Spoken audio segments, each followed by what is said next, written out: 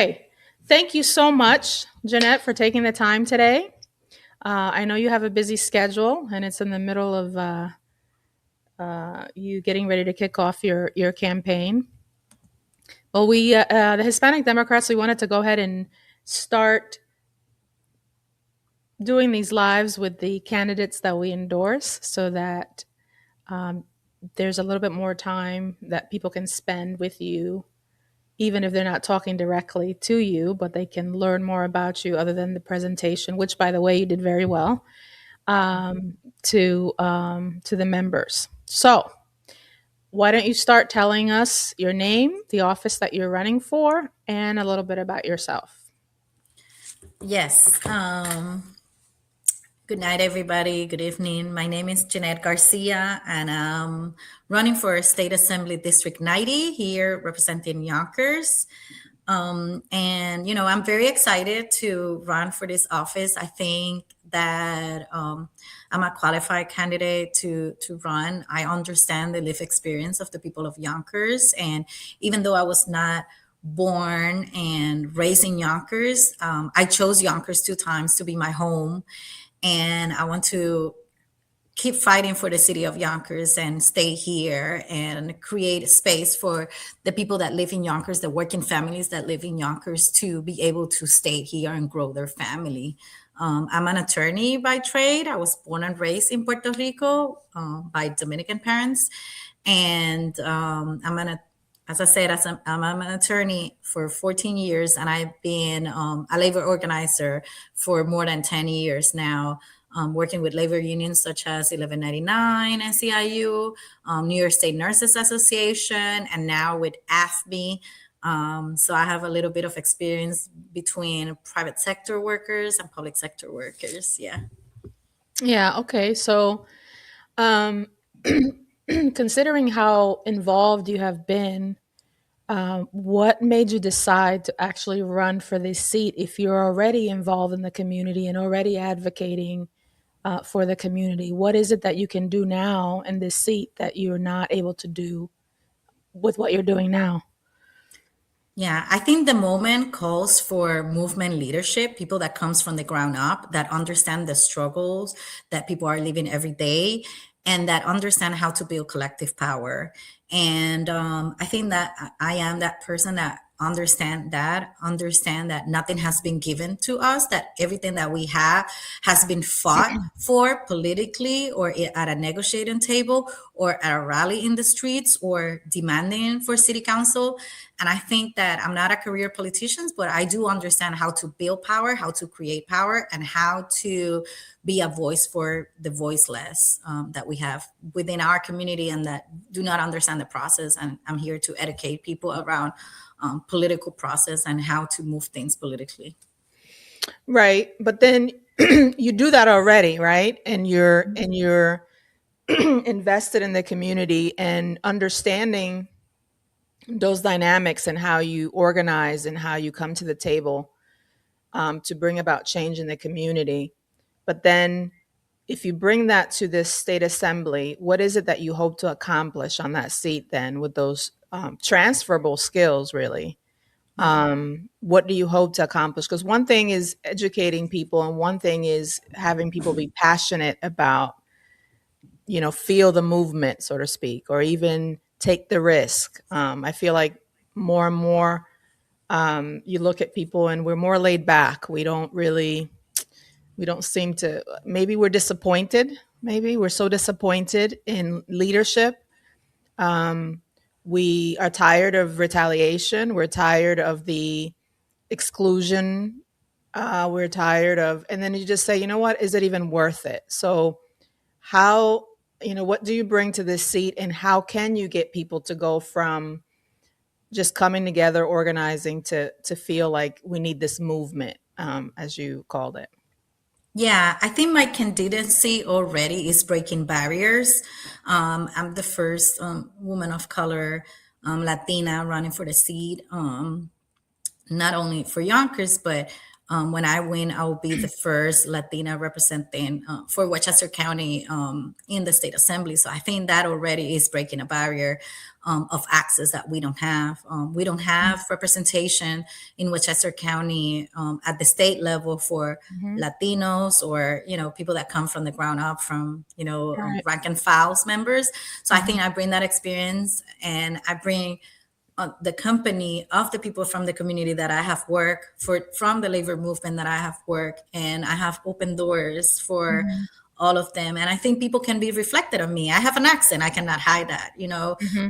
I have fought for being a homeowner within the district, like many of other people that have worked to be able to raise their family. So I think people can identify with me, and I can be welcome into the issues and understand the issues that people are going through in our community, and how I can be helpful through legislation, through language access that is so needed in our Mm-hmm. community, Mm-hmm. and also to understand the struggle of the working class people and our union members that in Westchester County, they have suffered a lot of being left behind Mm-hmm. in a lot of the policies and things that are happening, particularly in Yonkers with the overdevelopment, that labor unions have not been so much included in that. Yeah, that's right. I do see, well, after you presented at the Hispanic Democrats meeting, you had an overwhelming support from everyone. And if that is an indication of the kind of support that you have on the ground, then I suppose that you will continue to have support for any legislation that you propose that's going to benefit the Latino community. Can you give us an example of what legislation you are considering proposing, or what ideas you want to bring to the table that don't currently exist? Yeah, the first thing is that I think we need to expand healthcare services in the city of Yonkers. We need more funding for healthcare. Yonkers is the third largest city in the state of New York, and yet we don't have enough hospital services that could serve a community that is actually growing, right? Mhm. Same thing for school funding. I think the formula that is established for Yonkers at the state level for funding is not appropriate for the size of Yonkers and for the classification of Yonkers, right? I just learned recently that in the city of Yonkers, being the third largest city, we don't have a basketball court that belongs to Parks and Recreation. Mm. So every time that our kids in the community wants to do something, we have to borrow the basketball courts from the schools in Yonkers, the public school system, instead of having a park that our kids can go and play at a basketball court. We don't have that, which it was, mind blowing Yeah, right. that our kids don't have that. We need to bring more after school programs accessible for the families, the working families in Yonkers. We don't have enough after school programs, and we don't have affordable after school programs or childcare programs that people in Yonkers can afford and can participate their kids to develop arts, sports, and develop other skills rather than just the academics. Particularly because Yonkers schools are majority students of color. So Yeah. we want to maximize the opportunities that our students can have within the public school system. You know, daycare and childcare and after school is something that's dear to me. I was in that industry for over 10 years. Although I was in Mount Vernon, I worked statewide advocating for not only better services for the parents, but also support for the providers. Because without having the proper support for the business of childcare, then there's no real business that will exist to provide those services. So, what I see happening now is that at the state level, it just seems easier to provide the funding to the schools.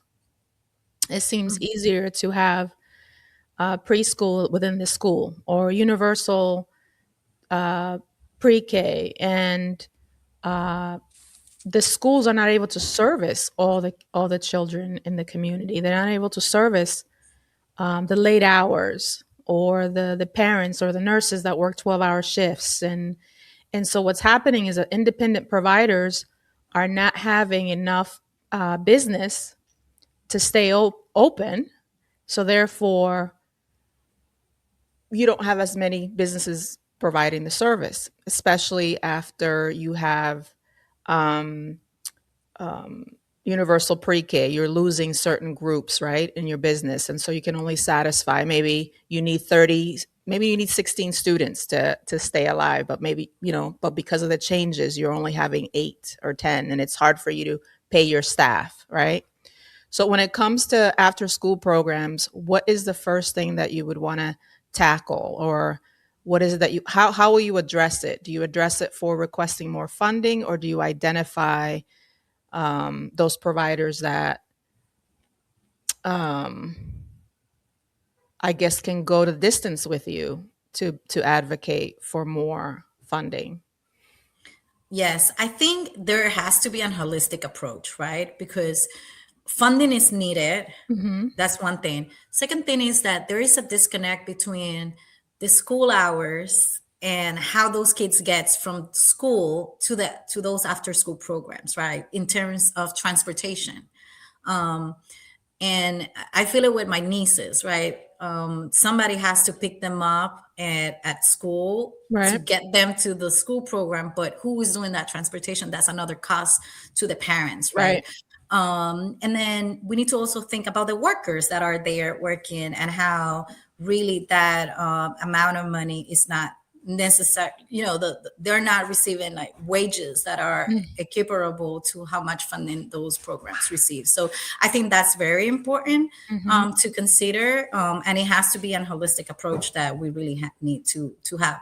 And I would love to have conversations with the providers to Hmm. understand more the industry and the needs and see how it could be more supported and how we can have an approach that benefits families, the students, and Hmm. also the business of after school programs and the development of skills. Yeah, I think it would be highly beneficial for both the providers and yourself to have that conversation, because there's so many independent providers outside of the school. In any event, I don't want to get too deep into childcare, but I know it's a huge thing for parents, and transportation is a big issue. Affordability is a big issue, but if I can drop anything, a nugget to remember is that. One of the things that historically is never addressed enough is the viability of the business of childcare and independent providers. So if you make them strong and viable, they're able to provide for the staff, and the staff is able to be well enough to provide for kids, and they're able to stay open, and also not having that competition, that the school is not in competition with the independent providers, but rather in co-opetition or Mhm. collaboration, right? And so that's that with that. um, okay. So now Dominican, and I see a Puerto Rican flag, or what, Yes. so tell us about this, your background. You said you studied in Puerto Rico. Yeah. You're a lawyer.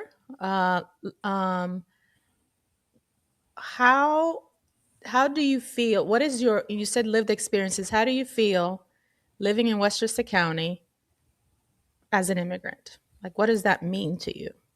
So I identify myself as a Dominiqueña, right? So I need people to start getting familiar with the term. Uh-huh. We use it a lot in Puerto Rico. Mm-hmm. And a Dominiqueña is somebody that was born and raised in Puerto Rico, culturally, being in the Puerto Rican environment, but Mm-hmm. their parents or their family Dominican. is from Dominican Mm-hmm. Republic. There is a Mm-hmm. big Dominican population in Puerto Yes. Rico for people that Yes. don't know that are here. And there is a thriving community in the island. So my mom migrated to Puerto Rico when I was in her belly when she Right. migrated. And I was born in the island. And, I understand the migrant experience Mhm. firsthand through my Mhm. mom, right? And then when I migrated to New York, particularly arriving here to Westchester County 8 years ago, it's a debate if Puerto Ricans are migrants or not, right? Because we don't Mhm. go through the immigration Process. paperwork Yeah. and Yeah. process that other migrants go, but Yes. culturally we are migrants, right? It's a Mhm. shock, cultural shock, the language barriers and Mm. all the other barriers that we have to go through like any other immigrant, right? Mhm. So it was, it was a challenge to understand a little bit about the system. Even though Puerto Rico is a colony of United States, we are related to United States to some extent, right? We have a relationship with it, but we don't have the same democratic participation in the process in the United States. We're not able to vote, and we don't have representation in Congress that is able to vote for us. So um, it's foreign for us in that Mhm, regard. So mhm. being here for me was to learn boots on the ground, how to build power, people power, and how to understand what is needed in terms of representation, right? Mhm. And how we can access more representation, because not necessarily whoever is in power is representing the interests of the different communities that live here, right? Right. So I think that was one of the lessons that I understand pretty quickly within the labor movement and outside the labor movement. I helped my sister Karines Reyes, right, assembly member, right when I got here. I led her member to member campaign from the union side in order for her to get her elected the first time she ran as a new candidate, and we won that seat in 2018 with 65% of the votes in her district. So it was a great turnout, and that's when I understood, you know, how people are hungry for representation, how people are hungry for people that talk their same language, that breaks down politics, that are willing to break barriers that the system can put in place for us not to achieve and to thrive in the communities that we live in. Agreed. Agreed. What have you found has been the most difficult thing? I mean, I know there's probably a whole list, but what has been the most difficult thing in this process? And I know it's early, but from deciding staying where you are now to making the decision to run for office, what was the most difficult thing to consider? I think, you know, running for office has, this is a calling, right? Serving people is a calling. Is I'm not here for the job. I'm here for representing the people of my community and representing the people of Yonkers as a whole, and bring a voice to Yonkers, which is something that I have ever been doing for immigrants in Puerto Rico when I had my literacy program and I organized immigrants in the island, and represented immigrants in the federal case for the police reform in the island, but also representing workers at the table, representing workers in front of management. But I think we need to expand that to the state Hmm. level and represent the people in Yonkers. And bring those voices that are there. The most difficult consideration, I have to say, is the difficulty of a system in Yonkers where, you know, everything is so intricated, and people here wants to decide what you can do or what you cannot do in terms of representing the people of Yonkers, right? And I can freely say I am a standalone candidate, right? And I'm here for the people, and I don't have any interest that represents me. And you know, hearing people wanted to discourage me, and hearing people that has threatened it or has, you know, Hmm. come around people that are supporting my campaign is very disappointing in a democratic process, that it should be Hmm. respected, Hmm. and let the people decide who they want to support. Hmm. Hmm. But again, for me, that has been the most challenging thing. So I'm too from Dominican Republic. In Dominican Republic, we're pretty engaged politically, right?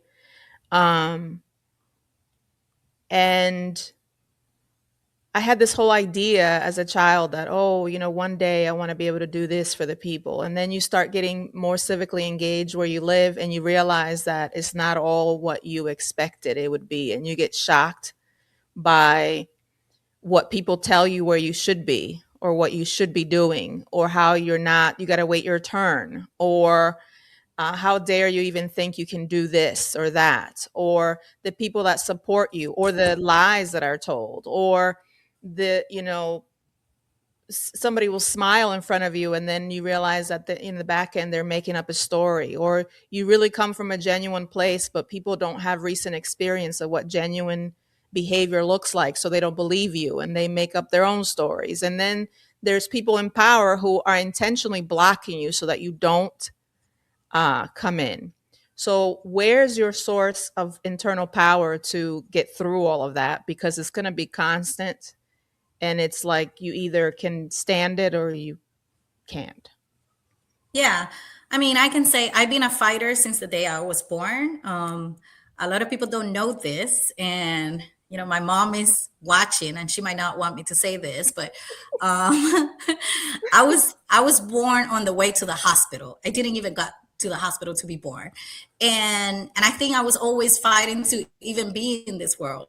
And it has been a struggle for us, particularly people of color, women of color, Mhm. Mhm. Latinos, to be able to be where we are and to turn tables and be in Mhm.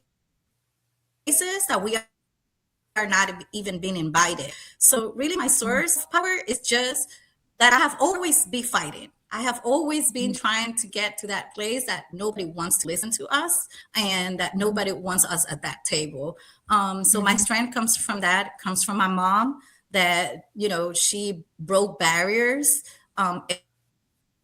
every barrier that she could break for me to have opportunities, and also from the community that I see every day believing still in this city, even though this city can make it, the powers being in this city can make it difficult for them to thrive, right? And Right. all the barriers that we find within the systems, right, are oppressing people here. And I think that Mhm. people still have faith in Mhm. Yonkers. People still are fighting to stay in Yonkers and to make Yonkers a place that they can grow their children, their grandchildren, and continue for generations. And that's the people that give me strength every day. Yes, and as you say, we might receive one day, one moment, a bad news or something that is very discouraging. But every time I go out, I go to my bodega, I go to my neighbor, I just go to the bus stop, take the subway or take the Metro North. I just see and feel just with a good morning. That just made my whole day, because it's Mhm. just seeing the empathy and the humanity in people and the people that are building our community. It's just energized me. And I have a list of every day something good that happens to me, even if it's minimal. And when I'm having those moments of discouragement, I just go through my list. And it's like, look here, Jeanette, like every Mhm. day there's something that gives me power and a source of power, and keep me moving and keep me believing in what I'm doing, and that I'm here for the right reasons and to represent the people here. It is important to have that core that kind of keeps you grounded and can also help you, um, and remind you why you're doing this, in the first place, right? Um, Tell us about, what do you, besides being born on the way to the hospital that people didn't know, what do you wish people will know, should know about you that they don't already know, or something that's not printed in your marketing material that you think is important for people to know as to why you're the best candidate, for this, seat? I mean, I'm a fighter, as I said before. I have been involved. I might look young.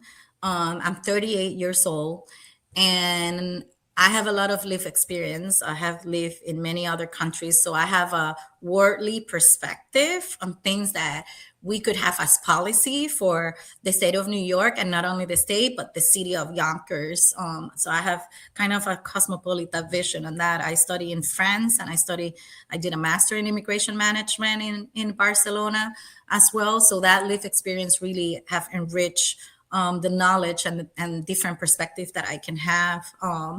Also, very young, I participated with the American Civil Liberties Unions in the police case reform for the police of Puerto Rico, federal police reform, and I was part of the community groups developing protocols for the police intervention with immigrants in the island, and advocated for driver's license in the island. So I have to shout out to Puerto Rico. We got driver's license and access to bank accounts That's before huge. New York in Hmm. 2014. Hmm. And it was a lot of work in that regard with community groups. And also I have been in workers fight, right? one of the first, the biggest May Day that we had in Puerto Rico in 2017.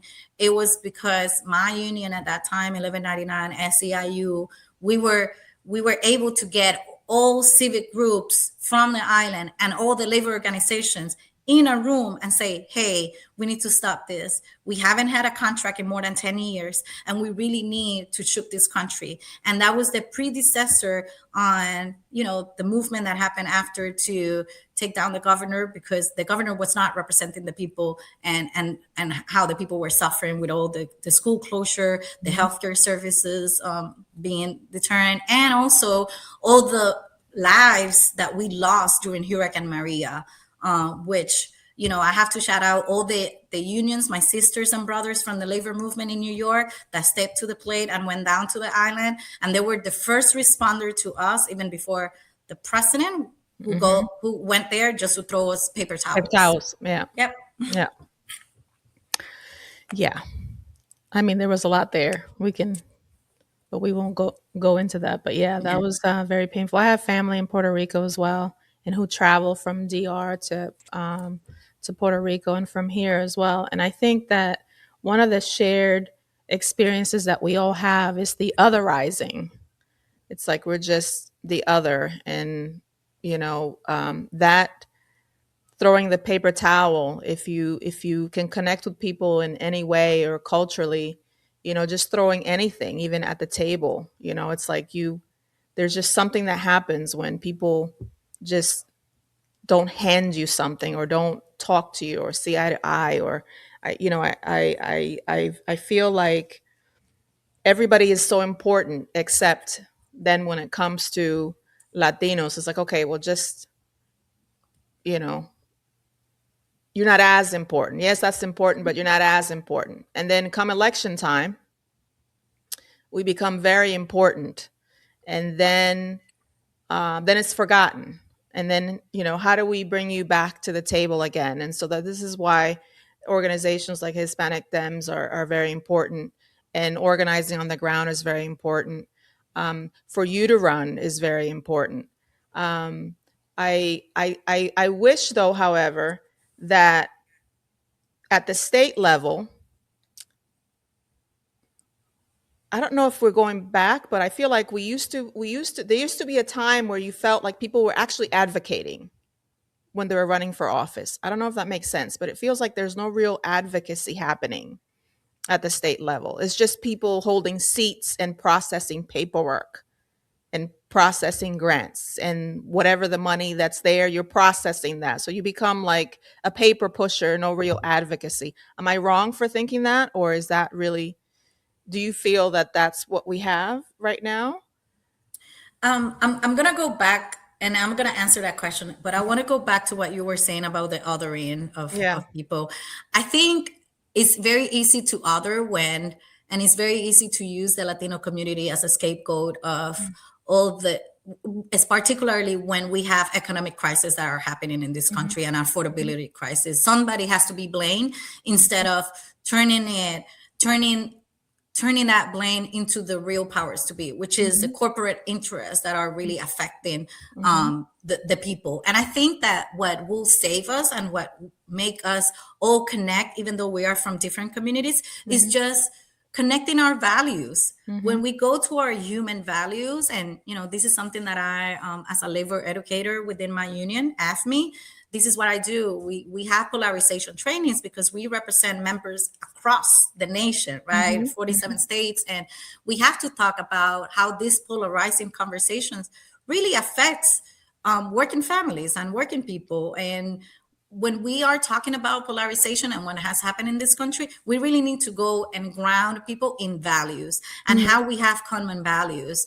People value family, people value work, people Mhm. value their jobs, people value their community. And Mhm. that is across the board. It doesn't Mhm. matter if you are from Congo or from Cuba, Dominican Republic, Mhm. Spain, or Mhm. Puerto Rico, or South America, Mexico, Mhm. or United States. We all value those things. And I think that's very important for us to capture, that this is not just about what party or where are you from. This is about the values that hold us and that will move us forward. And I Mhm. think in the assembly, going now and connecting to your question, Mhm. that's what we need to bring. Like, what are the values that we are bringing in to the work that we're doing as a state assembly members, right?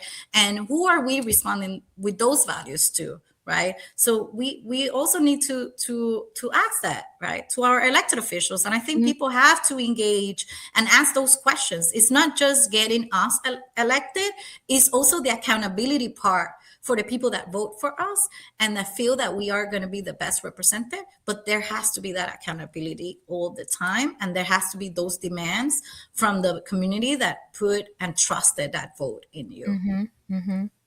I think that's where the accountability, sometimes people have gotten tired of hearing the same rhetoric. And it's like, all right, really the answer is just organizing and voting in someone else.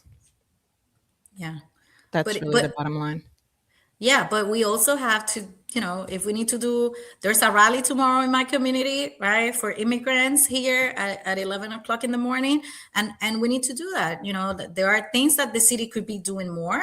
Hmm. There's things that the assemblies in the district and the Senate in the district could be doing more, educating our members, making sure that our community feels safe and trusts our police officers as well, in not collaborating with ICE. So there are Hmm. things that we can put in Hmm. place, but we also have to demand and educate some of our elected officials that don't understand those realities. And I truly believe that we really need people to step up, right, to the plate. I Hmm. know we are tired. I Hmm. know we are disappointed, Hmm. and we are disappointed. When we are disappointed, we just need that fire in our belly to move us and to Hmm. take action. And that's what I have done here. I have just step up to the plate, because I think it's time for people that comes from the ground up, for movement, to step up. And we're seeing that in Minnesota. We are seeing that in our communities. People, from the leader from the block, the leader from the street, the leader from that neighborhood, defending their neighbors, Hmm. protecting their neighbors, Hmm. protecting the kids of the That's neighbors. true. Hmm. And that's the people that we need. That's the people that we need, because some of our elected officials has failed us. They haven't even spoke Hmm. about what is going on and what's happening, and how our hospitals are losing funding, our people are losing Medicaid coverage, and how Hmm. our workers are losing rights every day and losing working protections. What do you say about that silence? What does that mean when you is it fear? It can't be lack of education. It has to be the lack of desire for I don't know, for making a certain impact in certain areas or communities. I don't know, what is it? What is it? I mean, if you're in office and you're not taking that step forward, what is it? Why not?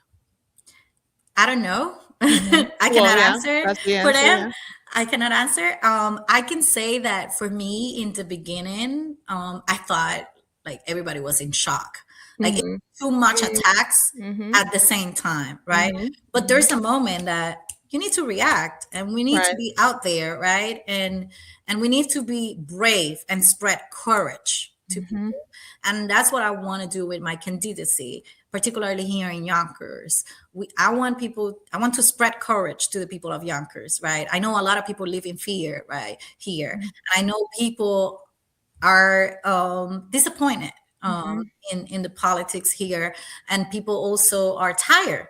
But I think I want to people to feel courageous, to take a step and give me a voting of trust and be part of this movement, be part of the change, right? This is not just about me, it's a whole community, and it's the whole people of Yonkers that really is going to be affected. This is one of the district that or the district that is only contained within the city of Yonkers Hmm. solely. So everything will be impacted. Everything that I decide when I'm in the assembly will impact directly Yonkers. the people of Yonkers, Hmm. but also Westchester County as a whole, and the whole state of New York, because Hmm. I'll need my other colleagues in the assembly to be voting in things and be partnering with me for legislation that we want to pass, and even deciding the budget for the Yeah. Jeanette Garcia. yes. I want to thank you so much for taking the time. This is a recording that will be definitely beneficial to all of our members to listen and listen again. If we ever have more time, or if you ever have more time during this campaign to follow up with another conversation, maybe to see where you are in the campaign, what are some of the issues that you want to address at the time, because things change. Your focus may change as the campaign goes, and we'll be happy to share that with the members to keep everybody updated as how you're doing. I think that, like, once again, I said you did very well in the presentation, but not because being a good presenter, but because you were able to really speak to what people really felt really proud to hear your voice and hear where you were coming from. And I think that was evident in the endorsement. Um, Lastly, I think you should share what's going on the 22nd, Yes. and give more details about your kickoff, and take it away. Yes. So I'm very grateful, Aleida, for this opportunity as a, Hispanic Dems of Westchester member as well, of that great organization that is putting the foot forward to support Latino candidates in Westchester County. On the 22nd, I'm going to have my kickoff event. El 22 de febrero, este domingo, va a ser el kickoff de mi campaña, así que los espero a todos en el 222 Lake Avenue en Yonkers de 2 a 4. I hope to see you there to join me for my kickoff event of my campaign on 222 Lake Avenue on Yonkers from 2 to 4. It's a community event. It's open to the public, so come. We're going to have lots of fun. You can meet me, talk to me, and really know more about our campaign and be part of our movement. I wanna shout out. Oh my God, Benito, thank you. I wanna shout out mi mamá que está ahí, que ella me está viendo. She might not understand nada de lo que dije, y el esposo de mi mamá y mi familia desde Puerto Rico y mis amigos de Puerto Rico y mis amigos aquí. I really appreciate your support, and yeah, I love you, mom. Te quiero un montón, y nada, I'll see you this weekend. Te veo este fin de Oh my semana. Thank God, you. you're gonna make me all Yeah. teared up. Yeah. I'm an only child, so I'm an only I child for my know. mom. It's like, oh So my God, no me hagas llorar. yeah, Qué bien, bien. Hola, que viene. Ángeles Alonso, te amo. that's my mom. Yeah. Ay. Ok, pues bendiciones, mucha suerte. Thank you. Hablamos pronto y nos vemos el febrero 22 de 2 a Claro que 4. sí. Yes. Ok, Gracias a todos. Hasta chao. Ok, luego. bye bye, everybody.